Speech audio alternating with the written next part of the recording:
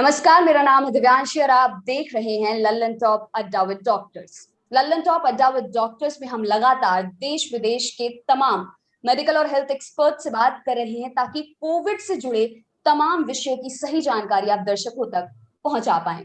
आज के हमारे सेशन के खास मेहमान हैं doctor Vikas R Kesari. Doctor Vikas R Kesari एक पब्लिक हेल्थ एक्सपर्ट हैं। फिलहाल George institute for global health as a senior research fellow कार्यरत हैं। उन्होंने अपना MBBS और MD Mahatma Gandhi institute of medical sciences Wardha, जो कि इंडिया का पहला रूरल मेडिकल कॉलेज था, वहां से पूरा किया, जिसके बाद उन्होंने हेल्थ पॉलिसी एनालिसिस में ट्रेनिंग भी ली institute of tropical medicine Antwerp, Belgium से। डॉक्टर विकास का 10 सालों का एक्सपीरियंस है पब्लिक हेल्थ में, अलग अलग कैपेसिटीज में, अलग अलग भारतीय स्टेट्स में। डॉक्टर विकास, आपका बहुत बहुत स्वागत है लल्लन टॉप अड्डा विद डॉक्टर्स में। धन्यवाद दिव्यांशी, और धन्यवाद मुझे यहाँ आमंत्रित करने के लिए। लल्लन टॉप का मैं खुद भी रेगुलर दर्शक रहा हूँ, खास करके चुनाव के समय। जब मैं बाहर रहता हूँ था और बिहार का चुनाव हो रहा था, तो मैंने लल्लन टॉप काफी फॉलो किया टू अंडरस्टैंड कि क्या चल रहा है। So thank you for inviting and I hope कि लल्लन टॉप के माध्यम से मैं ज्यादा लोगों से जुड़ पाऊंगा, अंग्रेजी और बाकी माध्यम की अपेक्षा। डोनेट कार्ड और वॉइस ऑफ स्लम जुड़कर दिल्ली और नोएडा के स्लम्स में गरीबों को फ्री ऑक्सीजन सप्लाईज प्रोवाइड करने का प्रयास कर रहे हैं। डिस्क्रिप्शन में दिए हुए लिंक पर जाकर डोनेट कार्ड पे अभी डोनेट करें। इन गरीब परिवारों का सहारा बने। आज का एजेंडा अपने दर्शकों को बता देते हैं। आज हम इस समय का सबसे ज्वलंत सब्जेक्ट, इंडिया के रूरल एरियाज में जिस तरह से कोरोना ट्रांसमिशन हो रहा है, पब्लिक हेल्थ का क्या वहां पर स्टेटस है, इन सब विषयों पर, इन सभी इंपॉर्टेंट एस्पेक्ट्स पर आज हम डॉक्टर विकास से बातचीत करेंगे। डॉक्टर विकास, शुरुआत करते हैं एक जनरल पर्सपेक्टिव से जो पब्लिक हेल्थ सिस्टम का भारत में है। आप 1 दशक के लगभग काम कर चुके हैं पब्लिक हेल्थ सिस्टम में। क्या क्या आपकी ऑब्जर्वेशंस रही पूरे ऑल ओवर इंडिया में, अगर हम उसकी बात करें, और एग्जिस्टिंग चैलेंजेस के बारे में भी अगर आप बता पाए rural health care, public health care system की। सो दिव्यांशी, ये एक बहुत ही बृहद क्वेश्चन है जिसका मैं थोड़ा समय लेके आपको बताना चाहूंगा कि जब भारत आजाद हुआ 1947 में, तब हमारे पास सब कुछ एक नई तरह से डिजाइन करने का, नई तरह से व्यवस्था को बनाने का मौका था। तो आजादी के पहले जो हमारे यहाँ पे वेस्टर्न सिस्टम, या जो अभी हम लोग एलोपैथिक सिस्टम ऑफ मेडिसिन बोलते हैं, वो अंग्रेजों के द्वारा इंट्रोड्यूस किया गया, वो इवॉल्व हुआ।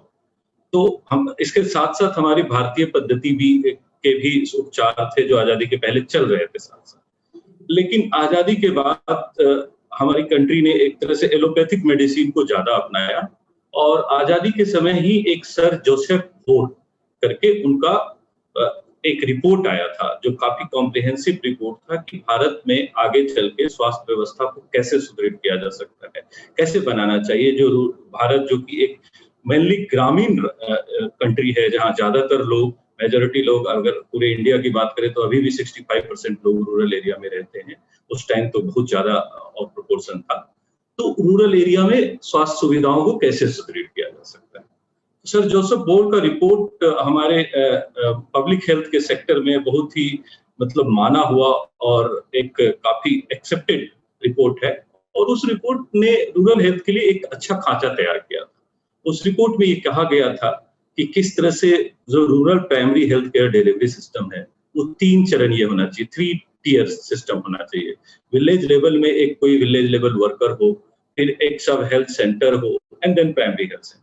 और प्राइमरी हेल्थ सेंटर्स को उन्होंने 30,000 पॉपुलेशन के लिए बोला था नॉर्मल एरिया में, और जो हिली एरिया है, ट्राइबल एरिया है, वहां पे 20,000 पॉपुलेशन के लिए। सब हेल्थ सेंटर जो है वो 5,000 पॉपुलेशन के लिए बोला था। तो इस तरह से प्राइमरी, सेकेंडरी, टर्सरी, और उसके ऊपर, अब जैसे प्राइमरी हेल्थ केयर में तो सिर्फ प्राइमरी केयर सर्विसेज मिलेंगे, उसके ऊपर फिर secondary health care services and tertiary health care services district level पे, मेडिकल कॉलेज लेवल पे। इस तरह से करके 3 चरण के हेल्थ सिस्टम को शुरू से माना गया, और एक्सपर्ट का भी मोटे तौर पे ये राय रहा कि वो अगर हम अचीव कर पाते या कर सकें तो वो एक अच्छा हेल्थ केयर डिलीवरी सिस्टम होगा। But unfortunately even after so many years of independence, वो सारा कुछ इम्प्लीमेंट नहीं हो पाया है सारे रूरल एरिया में। उसके मतलब जो प्राइमरी हेल्थ केयर के जो मिनिमम कंपोनेंट है, 7-8 कंपोनेंट की ये मिनिमम की प्राथमिक उपचार होना चाहिए, मदर एंड चाइल्ड का ट्रीटमेंट का जो हेल्थ सेवाएं हैं, स्वास्थ्य सेवाएं मिलनी चाहिए, या इम्यूनाइजेशन सर्विसेज होनी चाहिए, नोटिफाइबल डिजीज का नोटिफिकेशन होना चाहिए, जो मिनिमम सर्विसेज है वो तो कई हद तक हो पाया, लेकिन फिर भी प्राइमरी हेल्थ केयर के जो कॉम्प्रिहेंसिव एस्पेक्ट है वो rural health care delivery system नहीं कर पाई। दूसरी बात, एक और इम्पोर्टेंट बात है कि आजादी के बाद अकॉर्डिंग टू आवर कॉन्स्टिट्यूशन जो हमारा हेल्थ है वो स्टेट सब्जेक्ट है। तो और इंडिया, आप जैसे सब लोग हम जानते हैं, हम हमेशा ये बात बोलते हुए कि इंडिया एक बहुत डाइवर्स स्टेट है, so there are many countries within country. So इतनी बड़ी, जितना अगर यूपी, अगर आप देखें उत्तर प्रदेश अगर सिर्फ अकेले एक कंट्री होता तो ये वर्ल्ड का शायद 5वां 6वां 7वां सबसे बड़ा country in terms of population हो जाता है। I am not sure about ranking, मैं बता रहा हूँ, मतलब 10 बड़े कंट्रीज में आ जाता। तो ये सारे स्टेट्स में अब हेल्थ सिस्टम, चूंकि health care delivery system state का सब्जेक्ट हो गया, तो ये स्टेट के अपने अपने पॉलिटिकल इकोनॉमिक सिनेरियो होंगे, जिसकी मुझे ज्यादा जानकारी नहीं है क्या पॉलिटिकल सिचुएशन रहा, इकोनॉमिक सिचुएशन रहा, बट हेल्थ सिस्टम भी अलग अलग तरीके से डेवलप हुआ। सो आज जहां हम खड़े हैं वहां ये देख रहे हैं कि इंडिया में अगर 30 स्टेट्स हैं, 29-30 स्टेट्स हैं, तो वो सारे स्टेट के हेल्थ सिस्टम अलग हैं। सो इंडिया का अगर हेल्थ सिस्टम हम बात कर रहे हैं तो ये इंडिया का हेल्थ सिस्टम नहीं है, it is a consortium of 30 different health systems, state health system, और इनमें काफी वैरायटी है। तो अब रूरल एरिया में भी अगर आप देखें तो आप अगर तमिलनाडु की और केरला की और बहुत हद तक महाराष्ट्र के अगर rural health care delivery system देखें तो उनका जो primary health care delivery system है काफी रोबस्ट है, काफी बेटर है अगर कंपेयर करें आप जो एम्पावर्ड एक्शन ग्रुप स्टेट, जिसको कई बार आम बोलचाल में बीमारू स्टेट्स बोल देते हैं, बिहार, उत्तर प्रदेश, उड़ीसा, मध्य प्रदेश, राजस्थान। सो उधर प्राइमरी हेल्थ केयर सिस्टम कम पॉपुलेशन पे है, primary health care centre comparatively ज्यादा अच्छे से वहां पे मैन पावर है, बाकी सुविधाएं हैं। साथ ही साथ जो कम्युनिटी में हेल्थ का आउटरीच प्रोग्राम्स है, जो भी मतलब कम्युनिटी हेल्थ वर्कर्स हैं, फील्ड लेवल हेल्थ वर्कर्स हैं, उनके द्वारा वो काफी बेटर और ज्यादा तक लोगों के पास पहुंच पाते हैं as compare to northern part of India और जो EAG स्टेट्स। सो मतलब ये डाइवर्सिटी काफी है। अब इन डाइवर्सिटी के बाद भी मैं ये कहूंगा कि जहां तक कि रूरल हेल्थ केयर में क्यूरेटिव एस्पेक्ट की बात है, तो हेल्थ केयर को अगर हम 3 चरण में देखें, प्रिवेंटिव, प्रमोटिव और क्यूरेटिव, तो जो भी हमारा अभी तक नेशनल हेल्थ प्रोग्राम है या स्टेट हेल्थ सिस्टम है, वो रूरल हेल्थ केयर डिलीवरी की जो बात कर रहे हैं वो बहुत हद तक प्रिवेंटिव और जो मतलब रूटीन जो कुछ हेल्थ प्रोग्राम है, फोकस्ड हेल्थ प्रोग्राम, उस पर फोकस्ड है। ट्रीटमेंट और क्यूरेटिव एस्पेक्ट के लिए वो गियर्ड नहीं है, वो प्राइमरी हेल्थ केयर डिलीवरी को के लिए तैयार किया गया है ताकि मिनिमम चीजों की वहां पे सेवा मिल सके, और अगर उससे ज्यादा की जरूरत है तो पेशेंट को रेफरल दिया जाए, पेशेंट रेफरल लेके वहां से ऊपर के लेवल पे फैसिलिटीज पे जाएंगे। तो यही अभी रूरल हेल्थ केयर की स्थिति है, और मोर और लेस जो है रूरल हेल्थ केयर सिस्टम में एटलीस्ट कोविड जैसे क्राइसिस के लिए मतलब ट्रीटमेंट देने के लिए रूरल हेल्थ केयर सिस्टम मुझे लगता है कि पूरी तरह से गियर्ड नहीं है। डॉक्टर, मेरा अगला सवाल भी आपसे यही होने वाला था कि जो कोविड क्राइसिस इस समय हम फेस कर रहे हैं, उस परिप्रेक्ष्य से अगर हम देखें इस पूरे रूरल पब्लिक हेल्थ सिस्टम को, तो क्या क्या चैलेंजेस आ रहे हैं इस समय, और कैसे ये पूरा सिस्टम कारगर साबित नहीं हुआ है? हम मिनिमम लाइफ सेविंग केयर भी नहीं दे पाए हैं अपनी ग्रामीण आबादी को, तो इस पूरे सिनेरियो को आप कैसे देखते हैं? दिव्यांशी, ये क्वेश्चन काफी सटीक है। एक्चुअली हुआ क्या कोविड के सिनेरियो में, हम रूरल में क्या प्रॉब्लम है, रूरल इंडिया में, रूरल हेल्थ केयर सिस्टम में, उसमें जाने से पहले मैं कोविड का थोड़ा बताऊंगा कि कैसे ये रूरल में क्यों ऐसी स्थिति अभी पैदा हुई। देखिए, कोविड एक इंटरनेशनल हेल्थ प्रॉब्लम के जैसे शुरू हुआ। It started in China, it started expanding, अलग अलग देशों में फैलना शुरू हो गया, और भारत में मुझे लगता है पहला केस 30 जनवरी 2020 को आया था। बाद में मार्च में ज्यादा केसेस होने लगी, और बाद में जब भारत में मार्च में ज्यादा केसेस शुरू हुई तो लॉकडाउन हो गया। सो लॉकडाउन हुआ तो आप देखे होंगे कि पहले फेज में ऐसे भी केसेस की संख्या या डेथ्स की संख्या काफी लिमिटेड रही। लॉकडाउन के बाद अचानक लॉकडाउन कर दिया गया तो मूवमेंट थोड़ा सा रेस्ट्रिक्टेड हो गया, तो मूवमेंट रेस्ट्रिक्टेड हो गया तो इन्फेक्शन उतना फास्ट फैल नहीं पाया। जहाँ तक कि रूरल एरिया है, रूरल एरिया में इन्फेक्शन बहुत नहीं पहुंच पाया। एक रिस्क था जब वो मैसिव रिवर्स माइग्रेशन हुआ था रूरल माइग्रेंट वर्कर्स का, खास करके यूपी, बिहार और नॉर्दर्न स्टेट्स में जो शहरों से लोग आए थे गांव, तो अब उसमें भी आप देखे होंगे कि बहुत अच्छी तरह से प्लानिंग किया गया था। खास करके उत्तर प्रदेश और बिहार का मैं बता दूं तो रूरल आने वाले लोगों की स्क्रीनिंग हो रही थी, आने वाले लोगों को आइसोलेशन सेंटर में रखा जा रहा था, एटलीस्ट वैसी तैयारी की जा रही थी। दो कारण, क्योंकि उस टाइम इन्फेक्शन इतनी फैली नहीं थी, नंबर ऑफ केसेज आपके पास उतना नहीं था, तो आपके पास समय था, और लॉकडाउन हो गया था तो स्पीड मूवमेंट कम था, इन्फेक्शन का, लोगों का मूवमेंट कम था, हाराकिरी कम थी, तो रूरल एरिया में कहीं ना कहीं स्क्रीनिंग, आइसोलेशन, ये सब फोकस दे पाया। अब सेकेंड फेज में हुआ क्या, अब उस सफलता की वजह से कहीं ना कहीं पूरा देश, जो कि काफी इस बारे में चर्चा भी हो रहा है कि कहीं ना कहीं पूरे देश में ये हो गया कि अभी कोविड से मतलब एक तरह से देश जीतने की तरफ जा रहा है और हर्ड इम्यूनिटी आ गई है, और भी कई सारे थ्योरीज को प्रपोज किया गया। हालांकि साइंटिस्ट या फिर और भी लोग, ऐसा मैं नहीं कह रहा हूँ कि पॉलिसी मेकर नहीं, लोगों के दिमाग में ये था कि फिर से कोरोना आ सकता है, वैक्सीनेशन पे फोकस आ गया था, हमारे पास वैक्सीन आ गई थी, बट बहुत सारे मतलब विभिन्न कारणों से और भी मतलब कहीं ना कहीं एक फॉल्स सेंस ऑफ सिक्योरिटी आ गया था कि मतलब कि अब ऐसा कुछ नहीं होगा। फिर अचानक से सेकेंड वेव पिक कर लिया आफ्टर होली, अगर आप देखें। हालांकि सेकेंड वेव तो स्टार्ट और पहले हो गया था, अगर आप केरला और महाराष्ट्र की बात करें तो काफी पहले से हो गया था, तो हमारे पास सीखने के लिए समय था। लेकिन फिर भी अगर उस बात को अचानक जो अप्रैल में जो इधर नॉर्दर्न इंडिया और जो इंटायर कंट्री में जो एक्सपेंड होने लगा, तो हुआ क्या कि अर्बन एरिया में, ऑब्वियसली अर्बन में पॉपुलेशन डेंसिटी ज्यादा है, ज्यादा लोगों का मूवमेंट होता है, तो अर्बन में फोकस में अचानक केसेस बढ़ने लगे, और केसेस इतना क्विकली बढ़ा कि लोगों को मतलब रिएक्शन का टाइम बहुत कम था। रिएक्शन का टाइम जब कम था तो पैनिक हो गया। जब अर्बन एरिया में पैनिक हो गया तो जो ऑलरेडी क्रैम्प्ड हेल्थ सिस्टम है अर्बन एरिया में, तो वो उसको अर्बन पॉपुलेशन जो इन्फ्लुएंशियल है, जो रीच आउट कर सकती है, जो हेल्थ सिस्टम को अवेल कर सकती है, उनको ही सेवा कैटर करने में मतलब असमर्थ हो गए।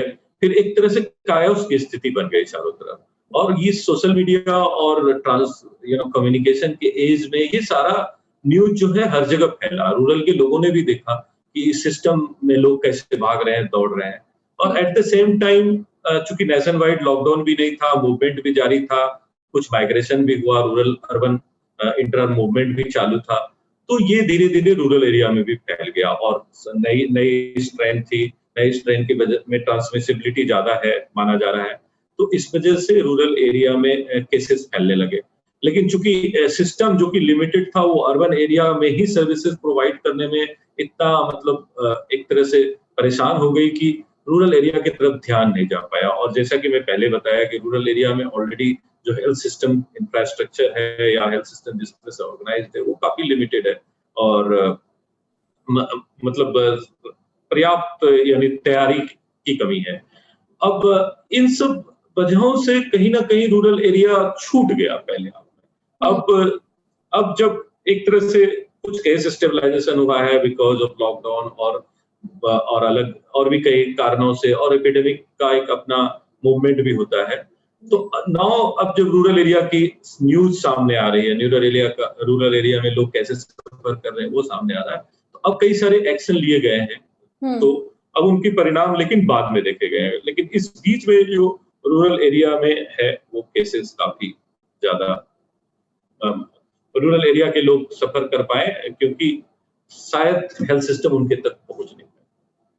तो आप क्या समझते हैं डॉक्टर कि क्या स्टेप्स लेने में हमारे जो पब्लिक हेल्थ पॉलिसी मेकर्स हैं वहां पर कहां पर सबसे ज्यादा कमी रह गई? हाँ, रिएक्शन का टाइम कम मिला, लेकिन अगर हम गैप देखें फर्स्ट वेव और सेकंड वेव में, क्या वही आपने जो बात बोली कि सेंस ऑफ सिक्योरिटी ज्यादा हो गई थी कि नहीं फैलेगा अब, लेकिन पॉलिसी के लेवल पर कहाँ कमी रह गई आपके हिसाब से? पॉलिसी के लेवल पे अगर आप बोलें तो मुझे लगता है कि कमी एक ये रह गई कि मतलब तैयारी, मतलब कहीं ना कहीं प्रिपेयर्डनेस रुक गया। जी। और अगर आप अर्बन एरिया में बात करें तो अर्बन एरिया में तो प्रिपेयर्डनेस रुका तो विजिबल हो गया, चूंकि अर्बन एरिया के लोग भी एक्टिव हैं, मीडिया भी एक्टिव है, हर चीज है। लेकिन फिर भी अगर आप देखें तो अर्बन एरिया में फिर भी अस्पताल थे, तो लोग अस्पताल तो गए, पैनिक हुआ, बाकी चीजें हुई, वो सब हमने सबने देखा, मुझे दोहराने की जरूरत नहीं है। लेकिन कहीं ना कहीं रूरल एरिया में तैयारियां रुक गई। रूरल एरिया, क्योंकि कहीं ना कहीं ये एक जनरल कंसेप्ट हो गया कि ये मतलब कोविड जो है या कोरोना जो है अर्बनाइज कॉन्सेप्ट है। जी, मुझे लगता है कि साथ ही साथ ये जो हेल्थ सिस्टम की तैयारी रूरल एरिया में अगर साथ ही साथ की गई होती तो रूरल एरिया आज बेहतर स्थिति में होता अर्बन के अपेक्षा, क्योंकि रूरल के कुछ एडवांटेज भी है, वहां पे खुला वातावरण है, इतनी पॉपुलेशन डेंसिटी नहीं है। अगर पहले से रिस्क कम्युनिकेशन, मतलब जो मैं बार बार एम्फसाइज करता हूँ कि कम्युनिकेशन प्रॉपर रूरल एरिया में दिया जाता, वहां पे ये फोकस किया जाता कि कोविड एप्रोप्रिएट बिहेवियर करें, या जो भी रूरल हेल्थ केयर सिस्टम है इंक्लूडिंग विलेज लेवल पे फील्ड लेवल वर्कर से लेके जो प्राइमरी हेल्थ केयर सिस्टम है, इन सब में जो भी उनके लेवल पे सेवाएं दी जा सकती है, उसकी अगर पुख्ता तैयारी की जाती तो अगर केसेस जैसे बढ़ना शुरू हुआ तो वो सिस्टम एक्टिव हो जाता, तो रूरल या पॉपुलेशन को बहुत हद तक प्रिवेंट किया जा सकता। जी, वही समय लग गया वो स्टेप्स लेने में जो आपने अभी कहा। एक और चीज डॉक्टर की साइकोलॉजी में बहुत डिफरेंस था, जैसे हम अभी भी बात ही कर रहे थे इन तमाम चीजों की। ऊपर से जब इस तरह के मेजर्स पिछली वेव में लिए गए कि लॉकडाउन लगा दिया गया और वो बड़ा ही अचानक था, वो साइकोलॉजिकली इम्पैक्ट किया लोगों को, वो एक मिसट्रस्ट की स्थिति बन गई कि पब्लिक हेल्थ सिस्टम्स में हमारा जो ट्रस्ट है वो कम हो गया। आप इस पूरी सिनेरियो को कैसे देखते हैं, अगर हम स्पेसिफिकली रूरल कॉन्टेक्स्ट में इसको देखें कि लोगों का विश्वास क्यों कम हुआ पब्लिक हेल्थ सिस्टम्स पे? और जैसे कि सेकेंड वेव में हमने देखा, मेरा अगला सवाल आपसे यही होने वाला था कि चूंकि वहां सुविधाओं की कमी है, लोग सेमी अर्बन और अर्बन सेंटर्स की तरफ लगातार जा रहे हैं, सूचना का अभाव है, तो माइल्ड और मॉडरेट केसेस वाले लोग भी हॉस्पिटल एडमिशन के लिए परेशान दिखे। इन सारे फैक्टर्स की वजह से जो हमारा जो इन्फेक्टिविटी है और जो मोर्टालिटी रेट्स हैं, उनमें आपके हिसाब से किस तरह के विभत्स परिणाम देखे गए इस पूरे इन सारे फैक्टर्स को अगर हम कंसीडर करें? ये बहुत अच्छी सवाल बात की आपने, क्योंकि मैं इस पे जो मुझे लगता है कि जो अचानक जो ये कायोस आ गया सेकेंड वेव में, चाहे वो जो भी कारण हो, अभी हम लोगों ने डिस्कस भी कर लिया और ये वेल एस्टेब्लिश्ड है, अभी सब पता है लोगों को कि मतलब तैयारी अचानक आ गया, तैयारी की कमी रही कहीं ना कहीं। तो रूरल एरिया के लोगों में ये मैसेज ठीक नहीं गया। क्या हुआ कि एक तरफ से वो देख रहे थे कि लोग परेशान हो रहे हैं, तो उन्होंने अपने आप को विड्रॉ कर लिया। उनको लगा कि अरे ये तो अर्बनाइज चीजें हैं, वो जो कि अभी तक भी वो यही मान रहे थे कि ये अर्बन एरिया का चीज है। अगर आप बीच में एक सेकेंड वेव शुरू होने से पहले ग्रामीण इलाकों का अगर आपने भ्रमण किया होगा, लोगों से बात की होगी, तो वो मानते नहीं थे कि कोरोना, अरे यहाँ कोरोना नहीं है, कोरोना यहाँ कहीं नहीं है, मास्क नहीं लगाते थे, बोलते थे अरे ये सब शहर में ही आपके होता है, यहाँ नहीं होता। तो एक तरह से उनको तो already they were in denial mode, they were ignorant कि नहीं ये कहीं भी फैल सकता है, किसी को भी हो सकता है। और सोशल मीडिया के एज में वो न्यूज फैलती है तो वो इमिटेट भी करते हैं कि चलो अर्बन एरिया में जब कम हो गया तो हम तो ऐसे ही सिक्योर हैं। लेकिन जब अब सेकेंड वेव में अचानक केसेस बढ़ने लगी, कैओस होने लगा, तो अब उनके बीच में भी केस फैलने लगा। केस मतलब आप डेफिनेटली नहीं कह सकते कि वो कोविड था, उनको कोविड से रिलेटेड सिम्टम्स आने लगे, वाले लोग होने लगे। तो वो उन्होंने क्या किया, वो डिनायल मोड में चले गए। उनको लगा नहीं हमें तो कोरोना नहीं हो सकता, वो डिनायल मोड में चले गए। इसका कारण हो सकता है कि वो इग्नोरेंट थे, उसका कारण हो सकता है कि जो हेल्थ सिस्टम है उनके तक आउटरीच नहीं कर पाई, तो उनको सही से समझा नहीं पाई, या फिर हेल्थ सिस्टम उनको स्क्रीन नहीं करके सही बता पाई कि नहीं आपको कोविड है या नहीं। तीसरा ये था कि उनको मिसट्रस्ट एक तरह से हो गया, कि उनको लगा जब जो अच्छे लोग हैं, जो इन्फ्लुएंसर लोग हैं, अर्बन लोग हैं, वो लोग हेल्थ सेवा नहीं ले पा रहे हैं, तो हम वहां जाके ही क्या करेंगे। फिर उसके बाद जो स्टिग्मा इसके साथ अटैच्ड है गांव में कि हेल्थ की कोरोना मतलब कोरोना हो गया, इस वजह से लोग लोग टेस्ट भी नहीं कराना चाहते थे कि अगर टेस्ट कराएंगे कोरोना पता चल जाएगा तो सोशल डिस्क्रिमिनेशन होगा, अगर सोशल डिस्क्रिमिनेशन और अगर कोरोना पता भी चल जाएगा फिर भी हमें अस्पताल में बेड नहीं मिलेगा, हम अस्पताल जाके क्या करेंगे, तो ऐसे तो उस चक्कर में वो लोग कहीं ना कहीं मुझे जो लगता है कि गेटकीपर की कमी नहीं। जैसे मान लिया कि अभी शहरों में फैल रहा था, अब रूरल एरिया में भी पैरेलली फैल रहा था, तो रूरल एरिया के लोग जैसे आप बोल रहे थे कि वो भी अर्बन और पेरी अर्बन की तरफ भागने लगे। वो भागने इसलिए लगे क्योंकि रूरल में कोई गेटकीपर नहीं था। जो रूरल हेल्थ केयर सिस्टम है, चाहे वो फील्ड लेवल वर्कर हो, सब हेल्थ सेंटर हो, प्राइमरी हेल्थ सेंटर हो, अगर वहां पे प्रॉपर स्क्रीनिंग की सिस्टम होती है और ट्राइजिंग जो होते हैं, ट्राइज कर पाते कि इस पेशेंट का सिवियरिटी कितना है, उसको किस लेवल पे ट्रीट करना चाहिए, या तो यहीं पे होम आइसोलेशन में हो जाएगा या कम्युनिटी आइसोलेशन में हो जाएगा या फिर ये छोटे सेंटर में काम हो जाएगा इनका ट्रीटमेंट, या बड़े सेंटर भेजने की जरूरत है। इस तरह का ट्राइजिंग और गेटकीपिंग का अगर हो पाता तो ये जो भागने की स्थिति हुई वो शायद कम। अब वैक्सीन हेजिटेंसी के बारे में आप क्या कहना चाहेंगे? रूरल एरियाज में इसकी क्या स्थिति देखते हैं? दिव्यांशी, इसमें क्या है, ये सारी चीजें इंटरलिंक्ड है क्योंकि ये सब आपके बिलीफ सिस्टम और आपका जो एक मतलब एक इकोसिस्टम होता है उसमें ऑपरेट करता है। सो अगर आपका इग्नोरेंस कोरोना के ट्रांसमिशन के बारे में है, आपका इग्नोरेंस टेस्टिंग कराएंगे तो नहीं कराना है क्योंकि सोशल डिस्क्रिमिनेशन है उस पे है, तो वैक्सीन हेजिटेंसी भी उससे ही लिंक है। जब लोग अगर आप अभी सेकेंड वेव आने के बाद थोड़ा सा लोगों की थिंकिंग चेंज हुई है, लेकिन उसके पहले अगर लोगों से मैंने भी बात की है लोगों से, तो लोग सीधे कहते थे कि जब कोरोना ही नहीं है तो वैक्सीन की क्या जरूरत है, जब हमें रिस्क ही नहीं है, जब हम मास्क ही नहीं लगा रहे हैं, मतलब अरे हमारे रूरल एरिया में नहीं है तो वैक्सीन हेजिटेंसी। लेकिन सेकेंड वेव में जिस तरह से परेशानी हुई लोगों को, या जितने केसेज आए या डेथ्स की भी संख्या काफी ज्यादा है, तो मुझे लगता है कि उस हिसाब से वैक्सीन हेजिटेंसी अब कम हुई होगी। लेकिन हम इंफॉर्मेशन एज में जी रहे हैं दिव्यांशी, तो मुझे लगता है कि इसमें सबसे बड़ी चीज जो WHO भी खास करके इस पैंडेमिक में काफी फोकस कर रही है वो है इन्फोडेमिक।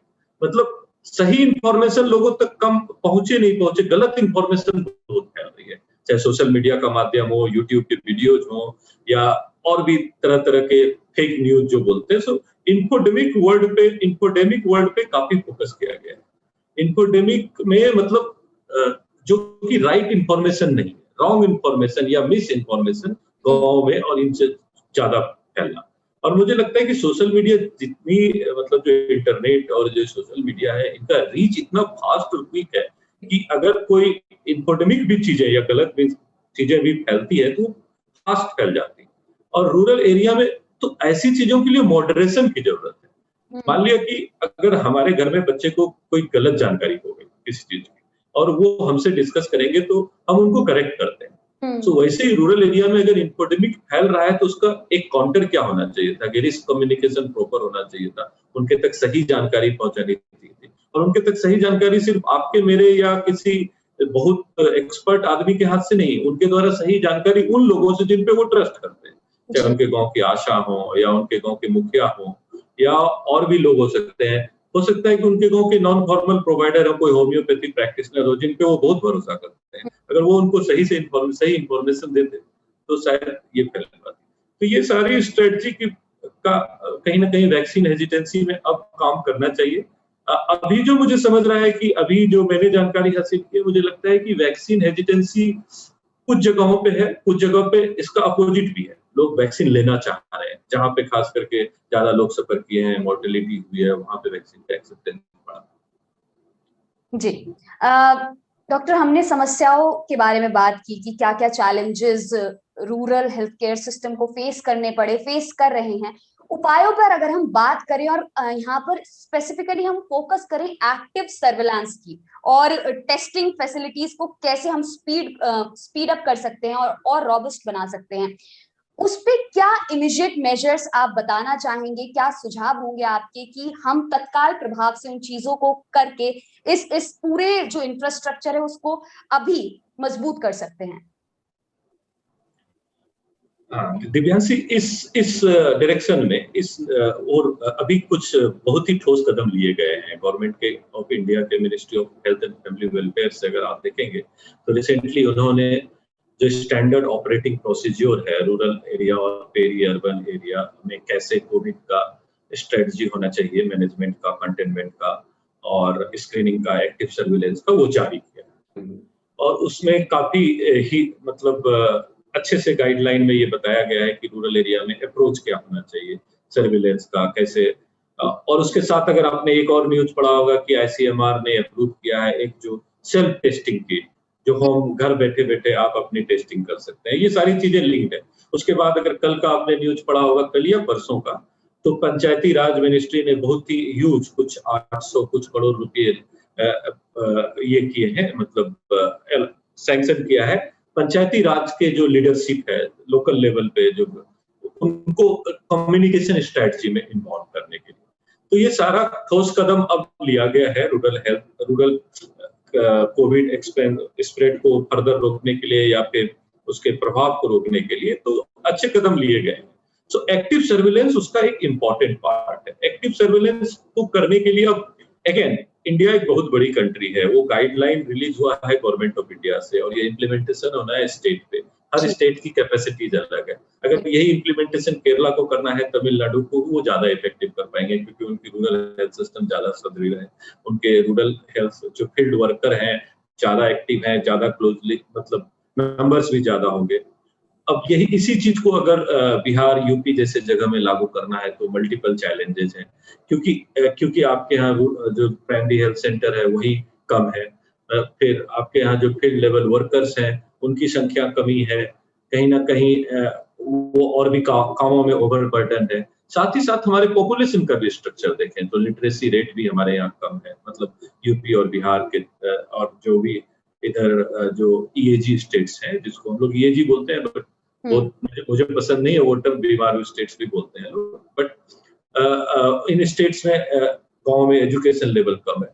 तो अब सो एक्टिव सर्विलेंस अभी इंक्लूड किया गया है गाइडलाइन में, एसओपी में। एक्टिव सर्विलेंस बहुत सारे स्टेट ने, जहां तक कि हमें भी जानकारी मिल रही है, अब इस पे काफी ज्यादा फोकस कर रहे हैं।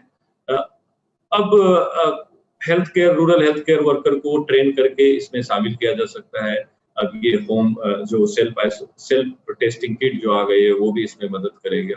लेकिन एक्टिव सर्विलेंस अकेले नहीं, एक्टिव जो गाइडलाइन करती है एक्टिव सर्विलेंस के साथ साथ आपको आइसोलेशन के साथ साथ एप्रोप्रिएट जो उसको ट्रीटमेंट मिलना चाहिए, वो सारा भी साथ साथ उस गाइडलाइन में है, वो किया जाना चाहिए। सो एक्टिव सर्विलेंस इंपॉर्टेंट है फर्दर स्प्रेड को रोकने के लिए। डॉक्टर, एक जो बहुत बड़ा सवाल आ रहा है, लगातार इसके बारे में बात भी की जा रही है कि जैसे रूरल एरियाज में अनक्वालिफाइड मेडिकल प्रैक्टिशनर से आपने इलाज लेने की एक प्रथा कह लें या किसी तरह का रिस्ट्रिक्शन है, फाइनेंशियल रिस्ट्रिक्शन है, जिनकी वजह से हम बेहतर मेडिकल फैसिलिटीज अर्बन सेंटर्स में अवेल नहीं कर पाते। इसके कितने भयानक परिणाम हो सकते हैं अगर हम कोरोना की स्पेसिफिकली बात करें, और इन सबसे बचने के लिए क्या करना चाहिए, उसके ऊपर अगर आप थोड़ा सा उसको हाईलाइट करें और उस पर प्रकाश डालें। ये एक बहुत लॉन्ग स्टैंडिंग समस्या है। ये आज की समस्या तो है नहीं कि कोरोना है और रूरल झोला छाप डॉक्टर अचानक से खड़े हो गए और कोरोना का ट्रीटमेंट शुरू कर दिया। सो इस समस्या को उस बड़े कॉन्टेक्स्ट में देखने की जरूरत है। सो आप ये नहीं कह सकते कि मतलब कि आज कोरोना हुआ और नया कैडर ऑफ हेल्थ कोई झोला छाप, आप लोग जो बोलते हैं, मैं पसंद नहीं करता हूं, मैं अनक्वालिफाइड नॉन क्वालिफाइड प्रैक्टिशनर बोलता हूं, है ना। सो झोला छाप थोड़ा डेरोगेटरी हो जाता है मुझे लगता है।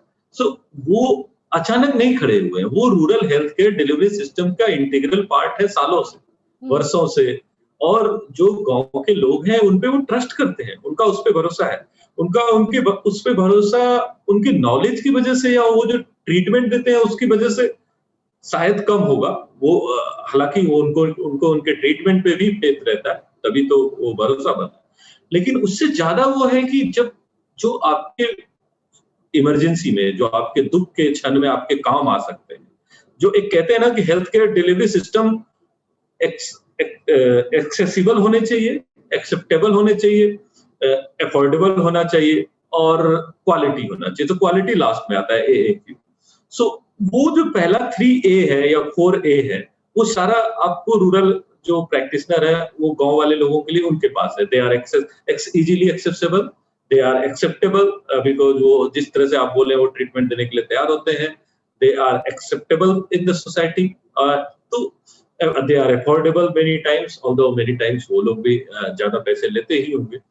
तो ये जो ट्रस्ट सिस्टम बहुत सालों से बना हुआ है, वो उसको ब्रीच करने के लिए तभी हो सकता है ना कि जब उनके पास अल्टरनेटिव और बेटर सिस्टम अवेलेबल, जो कि नहीं था, पहले से भी नहीं था, अभी भी।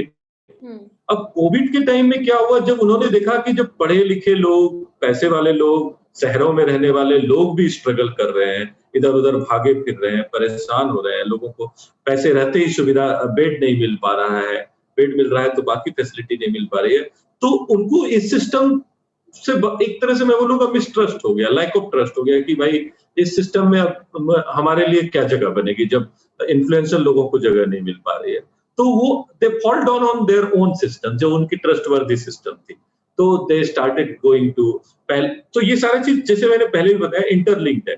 उनको पहले ये मानना नहीं था कि मुझे कोविड हुआ, मानना नहीं था, इसके लिए वो टेस्ट नहीं कराना चाहते हैं, क्योंकि अगर वो टेस्ट कराएंगे और पॉजिटिव आ गए तो सोशल डिस्क्रिमिनेशन झेलना पड़ेगा। तो first denial, second denial, third denial, ये सारे से लिंक था कि फिर वो किसके पास जाएंगे, तो जो उनका ट्रस्टवर्दी है, जो उनके एक्सेप्टेबल सर्विसेज है, तो इसलिए वो रूरल हेल्थ केयर प्रोवाइडर जो है, नॉन फॉर्मल प्रोवाइडर, जो झोला छाप प्रैक्टिशनर आप बोला जाता है जिनको, उनके पास जाने लगे। अब इनके परिणाम, जहां तक की बात है, परिणाम आपने सही बोला, काफी भयावह हो सकता है, ये इसमें कोई डाउट नहीं है, क्योंकि उनको इस चीज की जानकारी नहीं है। पहले तो उनकी रूटीन जो हेल्थ मतलब जो ट्रीटमेंट का है या फिर रूटीन जो मेडिकल केयर का ही उनको जानकारी ठीक से नहीं है, बिकॉज उनको ट्रेनिंग नहीं मिले है। उनको वो इधर उधर से कुछ मेडिसिन सीख लेते हैं, कुछ इंजेक्शन देना सीख लेते हैं और प्रैक्टिस शुरू कर देते हैं। कुछ लोगों ने कुछ मामूली ट्रेनिंग भी हासिल की होती है, बट वो पर्याप्त नहीं होता है एज ए डॉक्टर प्रैक्टिस करने के लिए, तो इसलिए वो मान्यता नहीं है। अब ऐसे में अगर वो कोरोना जैसे मतलब कोविड जैसे चीजों का ट्रीटमेंट करने लगे, जिसकी की ज्यादा जानकारी अभी साइंस में ही नहीं है, मतलब सब कुछ अभी एक तरह से इवॉल्विंग है कि क्या ट्रीटमेंट होना चाहिए, कैसा ट्रीटमेंट होना चाहिए, नई नई चीजें उभर के आ रही है, पुरानी मेडिसिन जो पहले चलाई गई वो पाया जा रहा है कि इफेक्टिव नहीं है। ऐसे सिचुएशन में अगर वो ट्रीट करते हैं तो वो तो जैसा मैं भी पढ़ रहा हूँ मीडिया न्यूज में, मेरा तो डायरेक्ट इनकाउंटर नहीं हुआ है कि वो लोग कुछ टाइफाइड बोल के ट्रीट कर देते हैं, मलेरिया बोल के ट्रीट कर देते हैं, बड़ी बड़ी हैवी एंटीबायोटिक्स और हैवी जो स्टेरॉइड मेडिसिन है, जो कि हमें जिसका मिसयूज या फिर रैम्पेंट यूज नहीं होना चाहिए, वो सब दे रहे हैं। तो इन सब चीजों का काफी सही में मतलब बुरा परिणाम हो सकता है। हो सकता है कि कुछ मरीज टाइम बीइंग के लिए ठीक भी हो जाए, बेटर भी हो जाए, बट ओवरऑल ये अच्छा नहीं है। और इवन जो मरीज अगर एक्सेसिव मेडिसिन देके ठीक हो रहे हैं, वो भी रिस्क है आगे के लिए। तो ये एक मतलब इम्पोर्टेंट है। और जहां तक की चूक की बात है, तो मुझे लगता है कि ये भी अगेन कम्युनिकेशन से लिंक्ड है। लोगों को मतलब हमने वो जो रूरल नॉन क्वालिफाइड प्रैक्टिशनर थे, जब हम जानते हैं कि लोग उन पे ट्रस्ट करते हैं, उन पे भरोसा करते हैं, वो जो बोलेंगे लोग शायद बेटर मानते हैं, आप जो बोलेंगे या कोई और एक्सपर्ट बोलेगा, तो मुझे लगता है ये मतलब I am just giving a sense कि अभी उनसे कॉन्फ्रंटेशन नहीं किया जा सकता है।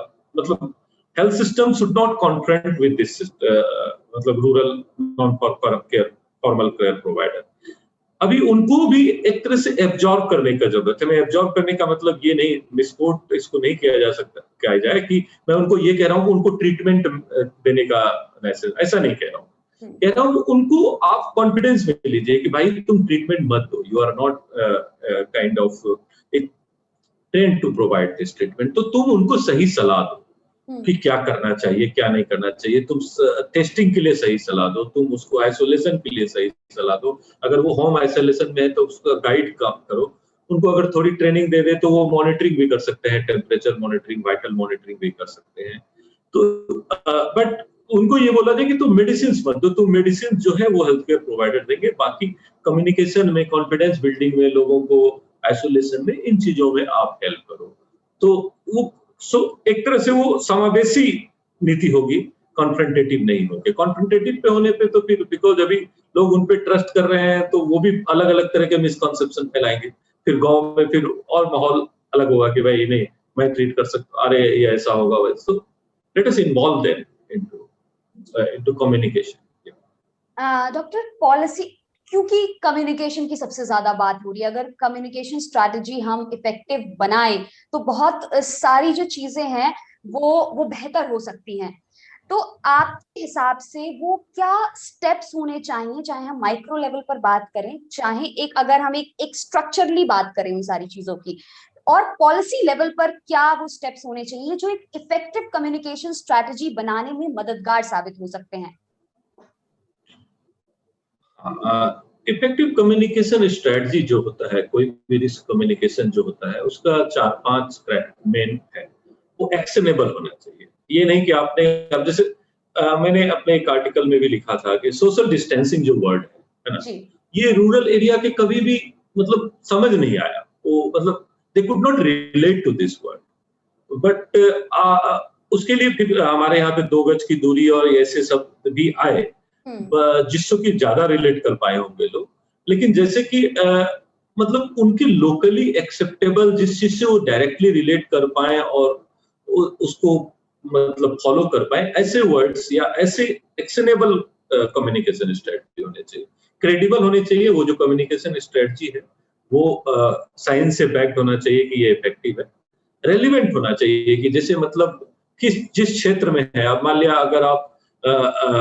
अगर आप रूरल एरिया में इंग्लिश में अगर आप लगाते हैं पोस्टर तो वो कोई यूजफुल नहीं है। और टाइमली होना चाहिए, कब कौन सी कम्युनिकेशन कहां तक पहुंचनी चाहिए, और अंडरस्टैंडेबल, जो वो अभी मैंने पहले भी बोला कि लोगों को समझ में आना चाहिए उनके लोकल इसमें। और सबसे बड़ी बात है कि इसकी डिलीवरी जो है वो एलियनेटेड पर्सनालिटी के द्वारा नहीं हो सकता है। जैसे एक तो मास मीडिया में है कि आप सेलिब्रिटीज से कराते हैं, तो सेलिब्रिटी से लोग अपने आप को आइडेंटिफाई कर लेते हैं, बट लोकल एरिया में देयर आर मेनी इन्फ्लुएंसर। जैसे पल्स पोलियो कैंपेन में भी रिलीजियस और ये सब बहुत सारे रेसिस्टेंस भी आए थे, लोग पोलियो की टीका नहीं लगा, तब रिलीजियस लीडर्स को इन्वॉल्व किया गया और कम्युनिटी। उसी तरह से ऐसे कम्युनिकेशन, इस कम्युनिकेशन के लिए खास करके ऐसे फास्ट जो ग्रोइंग इन्फेक्शियस डिजीज है या फास्ट मूविंग इन्फेक्शियस डिजीज है, इसके लिए वो लोग जिन पे वो ट्रस्ट करते हैं, जो उनके पास के लोग हैं, चाहे वो पंचायत के लीडर हो, चाहे उनकी कम्युनिटी की कोई महिला हो जो कि कम्युनिटी में काफी इन्फ्लुएंशियल हो, या हमारी जो field level health care worker है, जैसा आशा है, आंगनबाड़ी वर्कर है, या सेल्फ हेल्प ग्रुप के मेंबर है, इन लोगों के द्वारा अगर कम्युनिकेशन दिया जाता तो ये इम्पोर्टेंट हो जाता। और so policy should be focusing on communication, and obviously जैसे मैंने पहले बताया कि active surveillance and then screening and active surveillance and then isolation और appropriate treatment, वो तो important है ही। इसके साथ साथ communication कारगर नहीं हो सकता। जी, बहुत इम्पोर्टेंट पॉइंट आपने बताया कि और एक और चीज बहुत ज्यादा लोग ये बोल रहे थे, जो आपने शायद क्लियर भी किया, कि हमें हमारी क्षेत्रीय भाषाओं में ये कम्युनिकेट किया जाए, क्योंकि बहुत सारे लोग नहीं समझते हैं बहुत सारी चीजें। तो ये आपने बहुत अच्छा पॉइंट बताया। बहुत लोग सवाल भी कर रहे थे कि अगर हम टेक्नोलॉजी के लेवल पर भी चीजें देखें, किन्हीं एप्स की अगर हम बात करें, तो लोगों ने कहा कि क्यों नहीं ये हमारी क्षेत्रीय भाषाओं में हमें दी जा रही है या बताई जा रही है। तो उस पर आई थिंक पॉलिसी मेकर्स को खूब ध्यान देना होगा इस वक्त, अगर हमें रूरल हेल्थ क्राइसिस को मैनेज करना है। डॉक्टर, अगला सवाल टेक्नोलॉजी के पर्सपेक्टिव से, टेक्नोलॉजी का इंटरवेंशन हम बात करें अगर टेलीमेडिसिन की, तो वो कितना कारगर साबित हो सकता है, कितना मददगार साबित हो सकता है, और किस तरह की टेक्नोलॉजीज डिवाइस की जाएं? क्योंकि जैसा कि अभी हमने कहा, बहुत सारे फैक्टर्स मैटर करते हैं। लिटरेसी मैटर करता है, उनकी समझ मैटर करती है, साइकोलॉजिकल फैक्टर्स मैटर करते हैं, फाइनेंशियल फैक्टर्स मैटर करते हैं। इन सब को अगर हम लें और एक हार्मोनियस सिस्टम बनाएं, जिससे technological system, harmonious technological system अगर मैं कहूं, तो क्या वो संभव है? क्या वो इमीडिएटली संभव है? आपका क्या विचार है इस पर? आपका क्या कहना है? दिव्यांशी, मैं मानता हूं, मेरा पर्सनल ये मानना है कि टेक्नोलॉजी एक गेम चेंजर चीज है। टेक्नोलॉजी ने जितना टेक्नोलॉजी जिस स्तर पे और जिस लेवल पे अपने लाइफ को इन्फ्लुएंस कर सकता है उतना कोई और चीज नहीं कर किया है रिसेंटली। हम सबके लाइफ को टेक्नोलॉजी ने लास्ट 10-20 इयर्स में मतलब ह्यूजली इन्फ्लुएंस किया है। हम सब रियलाइज करते हैं कि 20 साल पहले अपनी लाइफ और आज की लाइफ में काफी डिफरेंस है। और निश्चित ही ये टेक्नोलॉजी बहुत हद तक पेनिट्रेट कर पाई है रूरल पॉपुलेशन को। ऐसा नहीं है कि रूरल पॉपुलेशन टेक्नोलॉजी से they are also using technology. वो लोग भी गांव में भी स्मार्टफोन वगैरह का भी अभी पेनिट्रेशन काफी है।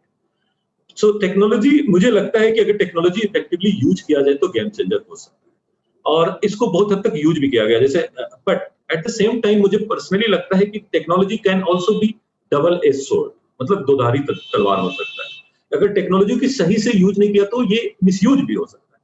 अब जैसे टेलीमेडिसिन की बात की, टेलीमेडिसिन बहुत अच्छी चीज है और जैसे इस क्राइसिस में, कोविड जैसे क्राइसिस में तो टेलीमेडिसिन का काफी यूज हुआ, हर लेवल पे यूज हुआ, अर्बन के लोगों ने भी यूज किया। बट अब गांव के लोग संदर्भ में, अगर गांव के कॉन्टेक्स्ट में हम बात करें तो टेलीमेडिसिन अच्छी चीज है, की जा सकती है।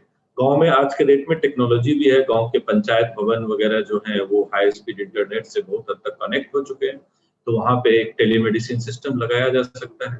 बट अब उपचार अगर टेलीमेडिसिन के तरफ करना हो तो उसकी लिमिटेशंस है। क्यों? क्योंकि अब टेलीमेडिसिन में पहले तो मैं पूरी तरह से बीमारी को देख नहीं पाऊंगा, उसका डायग्नोसिस एक चैलेंज है। चलो फिर भी छोटी मोटी चीजें जिसमें कि सिंड्रोमिक मैनेजमेंट, जिसमें सिम्टम सुन के, आपके हिस्ट्री को सुन के मैं बहुत हद तक बता सकता हूँ या थोड़ा वीडियो एग्जामिनेशन करके, तो मैं ट्रीटमेंट बता सकता हूँ। बट अगले आदमी के समझ का लेवल क्या है, अगले आदमी का अंडरस्टैंडिंग का लेवल क्या है, वो उस जो मैं उसको डायरेक्शन बताऊंगा या कोई भी डॉक्टर उसको डायरेक्शन बताएगा, उसको कितना ग्रैब कर पाएगा, कितना अच्छे से उसको समझ पाएगा और कैसे उसको यूज कर पाएगा, तो वो एक क्वेश्चन मार्क रहेगा। क्योंकि वो अंडरस्टैंडिंग लेवल पे, आप शहर के लोग हैं या फिर जो पढ़े लिखे लोग हैं वो बहुत हद तक उसको कर लेंगे, और अगर उसको कुछ क्लैरिफाइंग कुछ डाउट है तो भी उनके पास रिसोर्सेज है, वो पूछ लेंगे, किसी से पता चल जाएगा।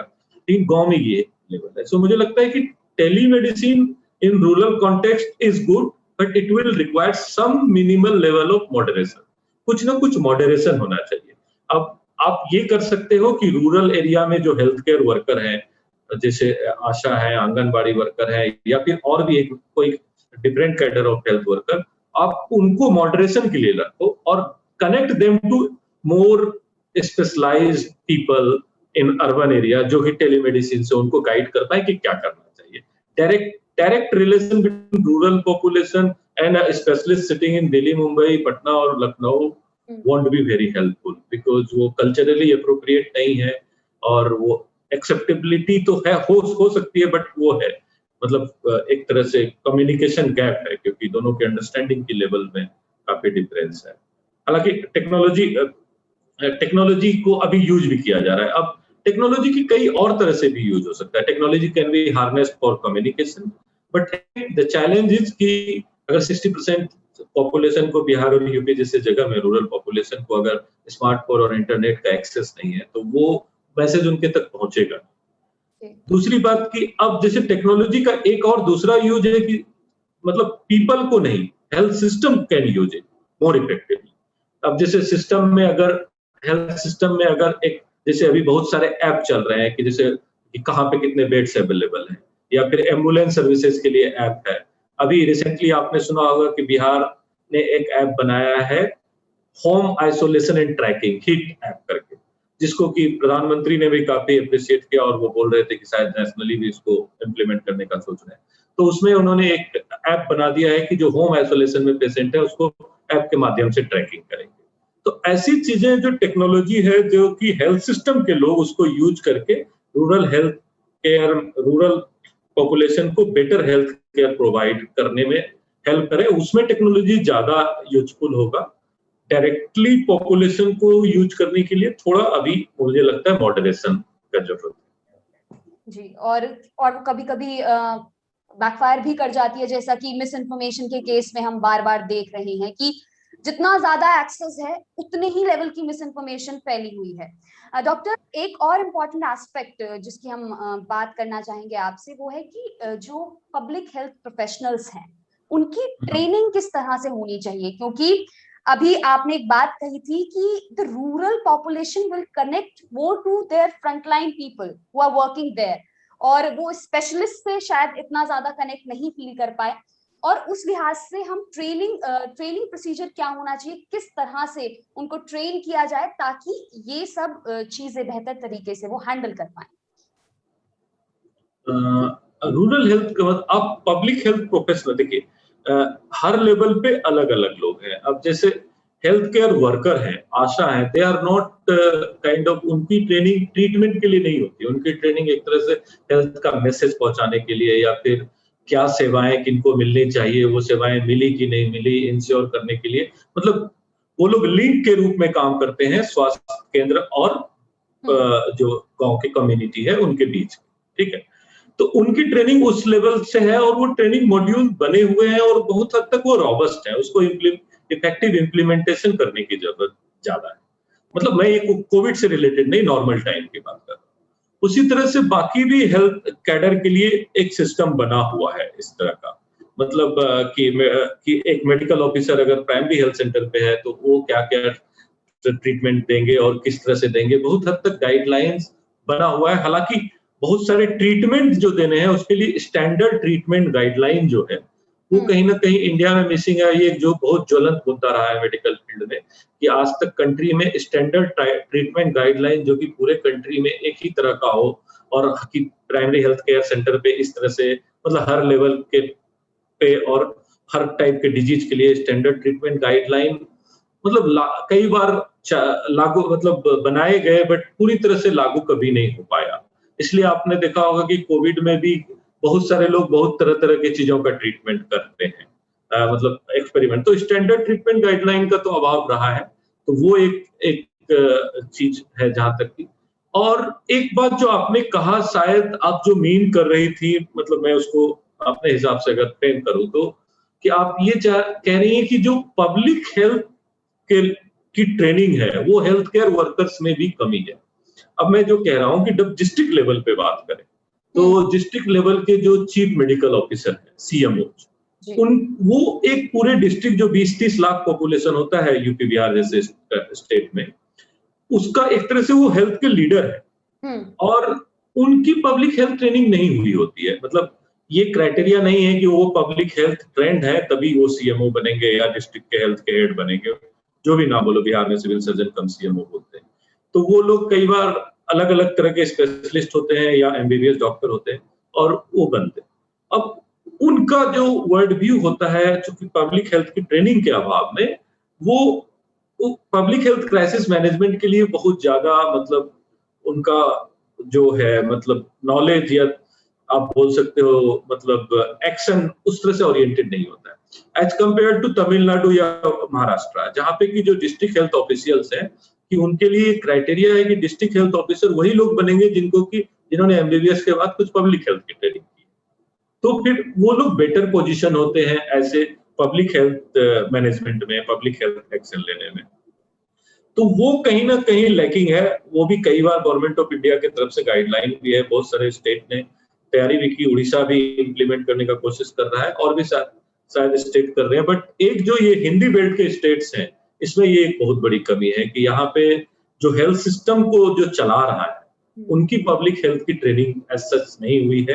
कुछ लोगों की हुई होगी, मैं ये नहीं कह रहा हूँ कि सबकी नहीं हुई है, लेकिन ये क्राइटेरिया नहीं है कि जो पब्लिक हेल्थ के ट्रेंड लोग हैं वही लीडरशिप करेंगे। तो उसमें क्या होता है कि जब अब जब क्राइसिस का मौका आता है तो ये चीजें सामने आ जाती है, जब क्राइसिस नहीं होता है तो डिस्कस नहीं होता है। लेकिन ये बहुत ही इंपॉर्टेंट चीज है कि जो लोग, अगर कोई भी ऑफिसर अगर डिस्ट्रिक्ट लेवल के हेल्थ को लीड कर रहा है, जो कि एक डिस्ट्रिक्ट भी यहाँ पे अगर 20-30 लाख पॉपुलेशन है तो बहुत सारे छोटे मोटे कंट्रीज का भी होता है, तो अगर इतनी बड़ी पॉपुलेशन और ज्योग्राफिक एरिया की प्लानिंग करनी है तो उनकी भी पब्लिक हेल्थ ट्रेनिंग होनी चाहिए। या तो पब्लिक हेल्थ ट्रेंड लोगों को वहां रखें, या फिर जो लोग उस पोस्ट के लिए एलिजिबल हो रहे हैं उनको पहले ट्रेनिंग कराएं, फिर उस पोस्ट पे बिठाएं। ये एक इम्पॉर्टेंट चीज, कमी है कहीं ना कहीं। हमारा सिस्टम। आपने बहुत अच्छी एक बात कही कि जब क्राइसिस का समय आता है तब ये सब चीजें उजागर होती हैं, और जब वही बात है कि जब everything is all right we don't focus there, और शायद यही वजह से जब क्राइसिस होती है तब उन्हें हम बेहतर तरीके से हैंडल नहीं कर पाते। डॉक्टर, एक फाइनल मैसेज क्या होगा आपका, चाहे हम वो पॉलिसी मेकर्स के लिए हो या फिर जो हमारी ग्रामीण जनता है जो इस वक्त इस प्रोग्राम को देख रही है, कि what should be the immediate thing that must be done? क्या वो इमीडिएट चीज होनी चाहिए जो अब हम करें फिलहाल इस क्राइसिस से बेहतर तरीके से बाहर निकलने के लिए? आपका क्या एक फाइनल मैसेज होगा? ग्रामीण जनता को, ग्रामीण पॉपुलेशन को मैं ये सबसे इम्पोर्टेंट ये कहना चाहूंगा कि कोरोना से डरने की बात नहीं है। कोरोना के बारे में जितने मिसकॉन्सेप्शन या स्टिग्मा फैला हुआ है उससे घबराने की जरूरत नहीं है। कोरोना को अगर आप ये सोच रहे हैं कि ये मामूली सर्दी खांसी बुखार है तो भी आप सोचिए, बट ये है कि कोविड अगर आपको उस तरह के लक्षण दिखते हैं जो कि कोरोना के लक्षण है, जैसे कि बुखार आना, खांसी होना, सर्दी होना, अभी तो और भी बहुत सारे लक्षण हैं, या फिर आप किसी कोरोना से नॉन कोरोना मरीज जो पेशेंट जिनके बारे में पता है कि ये कोविड के पेशेंट है उनके करीब गए हैं या उनसे एक्सपोज हुए हैं, तो आपको टेस्ट कराना जरूरी है। टेस्ट कराइए, जो भी लोकली अवेलेबल, अब तो ये होम वाला भी टेस्ट अवेलेबल हो गया है, वो अगर इजीली अवेलेबल हो जाए, या फिर जो भी नजदीकी स्वास्थ्य केंद्र है जहाँ पे टेस्ट अवेलेबल है जाके टेस्ट कराइए। ऐसा नहीं है कि टेस्ट करा देने के बाद, कोरोना हो जाने के बाद सबको ही भागना पड़ता है या हर बंदे को ऑक्सीजन की जरूरत पड़ती है या फिर हर आदमी को आईसीयू की जरूरत पड़ती है। कोरोना के 90% मरीज, 80 to 90% मरीज घर पे ही जो ट्रीटमेंट है वो लेके आइसोलेशन रह के ठीक हो रहे हैं और होते आए हैं अभी तक। दूसरी बात ये है कि मतलब जो है, मतलब स्टिग्मा नहीं फैलाइए, आप उसमें मदद मत कीजिए। किसी को कोरोना हो गया तो निश्चित तौर पे आपको अपने को बचा के रखना है, उनको आइसोलेशन के लिए ये करना है, मतलब इन्फ्लुएंस करना है कि आप अलग रहो, घूमो फिरो मत। लेकिन ऐसा नहीं है कि उसको आप छुआछूत के जैसा जो एक फैल गया, ये मुझे बहुत बुरा लगता है। मेरे भी ओरिजिन कहीं ना कहीं विलेज से है, मैं भी मेरे भी मतलब एक नेटिव विलेज है। I keep talking to this people. ऐसा नहीं होना चाहिए कि वहां मतलब कि आप इसको छुआछूत फैला, इसको है, इसकी गाइडलाइन है कि आप उससे दूरी बनाइए। तो ये दूसरी बात स्टिग्मा। तीसरी बात ये है कि मतलब आप ट्रीटमेंट जो है बहुत, इसके और भी बहुत सारे हिंदी में भी गाइडलाइन वगैरह अवेलेबल है। आप एक बार जाके समझ के क्वालिफाइड प्रैक्टिशनर से ट्रीटमेंट समझिए और वो ट्रीटमेंट को घर में फॉलो कीजिए। नॉन क्वालिफाइड प्रैक्टिशनर आपको अगर कुछ गलत बात बता रहे हैं या गलत ट्रीटमेंट, जबरदस्ती के इंजेक्शन दे रहे हैं, ये दे रहे हैं, आपको कुछ समय के लिए वो बेटर लाभ जरूर पहुंचा सकता है, बट लंबे समय में वो अच्छा नहीं रहेगा आपके लिए। तो ये मेरा मैसेज है। और पांचवा मैसेज ये है कि कोविड एप्रोप्रिएट बिहेवियर जरूर करिए। फिर मैंने इंग्लिश में बोल दिया, मतलब आप कोरोना से बचने के लिए जो तरीके हैं उनसे आप बचने के लिए, जैसे सबसे इम्पोर्टेंट है मास्क और लोगों से एक फिजिकल, मतलब 2 गज की दूरी भी बोलते हैं, या फिर मतलब जो दूरी बनाए अगर जिससे पॉसिबल है, खास करके भीड़ भाड़ वाले एरिया में। घर में है तो दूरी बनाने की जरिए नहीं, भीड़ के एरिया में, और जरूरत नहीं है तो भीड़ इकट्ठा ना करें। और ये इस मिसकॉन्सेप्शन में नहीं रहे कि कोरोना आपके तक नहीं पहुंचेगा।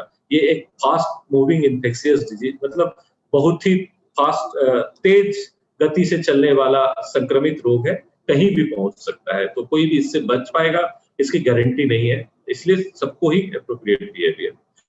दूसरा, आपने बोला कि मैसेज पॉलिसी मेकर्स के लिए।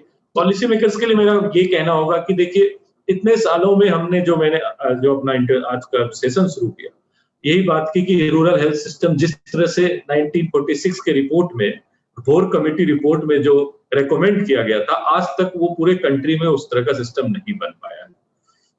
तो वो सिस्टम कहीं ना कहीं बनाने की जरूरत है। और इस क्राइसिस ने, और ऐसे बहुत सारे और भी क्राइसिस आए छोटे मोटे, जिसमें कि इस चीज को बार बार ये एम्फसाइज कर दिया गया कि नहीं, rural robust primary health care system को डेवलप करने के सिवाय दूसरा कोई रास्ता नहीं है। तीसरा है कि एक जो है कि अभी हो गया कि मतलब इंश्योरेंस बेस्ड सिस्टम, उसके भी लिमिटेशन हमने देख लिए कि मरीजों को, कितने सारे मरीज ने आयुष्मान भारत में इससे ट्रीटमेंट ले पाए, नहीं ले पाए। तो मुझे पर्सनली लगता है कि पब्लिकली फाइनेंस्ड और publicly delivered health care system हमारा एक ड्रीम हेल्थ केयर सिस्टम होगा। लेकिन मैं एक मतलब रैशनल पर्सन हूं, तो मैं मानता हूं कि अब ये चूंकि इतना सारा प्राइवेट हेल्थ सिस्टम डेवलप हो गया है, तो सिर्फ पब्लिक होना मुश्किल है। तो अब ये है कि जो primary and secondary health care system है वो पब्लिक है, और अगर इंश्योरेंस मॉडल जो है जिससे कि टर्सरी केयर सिस्टम प्राइवेट में भी ली जा रही है, तो प्राइमरी और सेकेंडरी पे फोकस ज्यादा होना चाहिए, ज्यादा रिसोर्सेज वहां लगने चाहिए, क्योंकि वो आपके 60 to 70% पॉपुलेशन को कैटर करता है।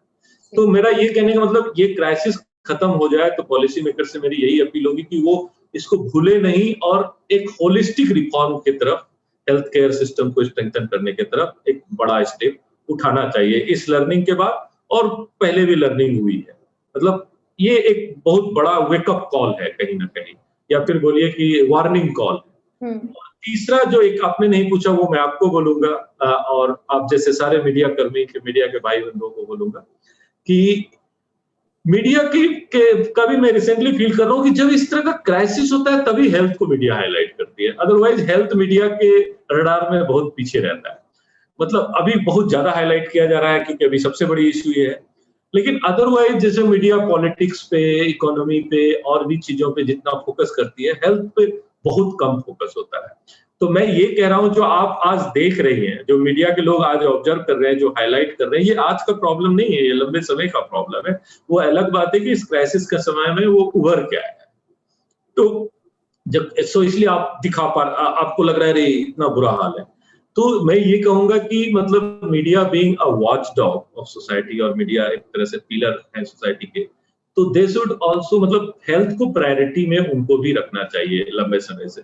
अगर मीडिया इसको लंबे समय तक हेल्थ के प्रायोरिटी में रखेगा तो धीरे धीरे ये पॉलिसी मेकिंग के भी हाई प्रायोरिटी में आ जाएगी। जनमानुष के प्रायोरिटी में ऑलरेडी मुझे लगता है इस क्राइसिस के बाद जानी चाहिए। तो एक बार पॉलिटिकल क्राइसिस में आएंगी तो ज्यादा रिसोर्स दिया जाएगा, तो फिर चीजें बदलेगी। बिल्कुल आपने सही कहा। और जो ये लल्लन टॉप अड्डा प्रोग्राम है डॉक्टर विकास, हम इसके माध्यम से एक्सपर्ट से लगातार जुड़े रहेंगे, ना सिर्फ कोविड तक बल्कि अलग अलग एक्सपर्ट से अलग अलग पॉलिसी के सवाल होंगे, पॉलिसी की बातें होंगी। और जो आपने बात कही कि वो एक पॉलिसी मेकिंग, जो होलिस्टिक पॉलिसी मेकिंग है, उसमें मददगार साबित होगा अगर इस तरह की चीजें लगातार हाईलाइट होंगी। तो हमारी पूरी कोशिश रहेगी कि इन इश्यूज को हम लगातार हाईलाइट करें, क्योंकि ये जरूरी है, बेहद जरूरी है। और I think change begins from here. तो this is it, and thank you so much कि आप यहाँ पर आए, लल्लन टॉप अड्डा पर आए, और आपने ये तमाम जानकारी, तमाम बातें, अपना एक्सपीरियंस साझा किया, और जो सारी ऑब्जर्वेशन है अपनी पब्लिक हेल्थ केयर को लेकर रूरल इंडिया में स्पेसिफिकली वो शेयर की। बहुत बहुत शुक्रिया आपके सारे जो इनपुट्स आपने दिए, सारी इंसाइट्स के लिए। और हम आशा करते हैं कि जो मैसेज आप ग्रामीण जनता, ग्रामीण इलाकों और पॉलिसी मेकर्स और जो सभी लोग इस वक्त से देख रहे हैं उन तक पहुंचाना चाहते हैं, वो जरूर पहुंचे। बहुत बहुत शुक्रिया। धन्यवाद।